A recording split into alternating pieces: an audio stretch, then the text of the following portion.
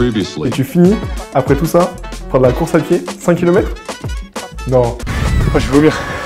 Bon, la semaine dernière, on a fait une séance de course à pied avec Quentin. Il n'est pas très bon, mais bon, il va sûrement progresser avant le triathlon. Là, je vais l'inviter chez moi pour voir ce qu'il vaut un peu sur le vélo. On va lui donner des petits tips, des petits exercices, des petits conseils pour qu'il puisse se préparer au mieux pour le triathlon. On a vu qu'il avait du biceps, Quentin. J'espère qu'il a pareil dans les jambes. On est parti. J'ai pas vu le parcours, je sais pas s'il y aura des montées, je sais pas comment c'est agencé.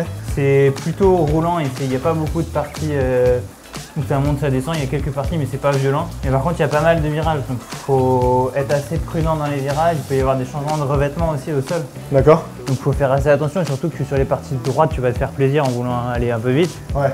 Donc c'est pas mal anticiper les virages et anticiper aussi les autres concurrents. Tu sais pas ce qu'ils vont faire et il peut un peu changer de trajectoire au dernier moment. Ok. Et du coup, après la piscine, les cuisses, elles seront quand même un peu chauffées ou?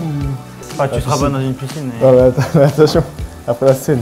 Non, tu risques d'avoir le cardio qui va être assez haut parce que tu vas quand même te donner un peu dans l'eau. À la transition, tu risques de peut-être avoir une perte d'équilibre. Du coup, de la première transition, ça risque de faire un peu bizarre.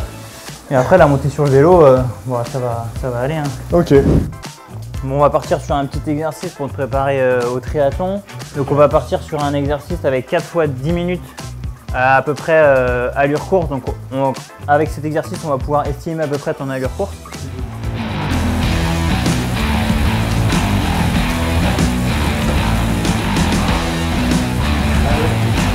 Gaine et pousse.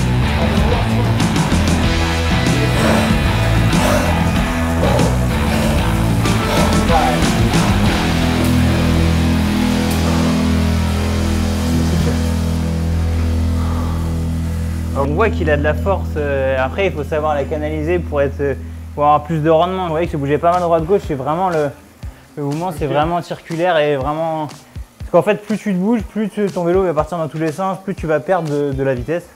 En mettant un peu moins, mais en se balançant pas dans tous les sens. C'est vraiment avoir un pédalage linéaire.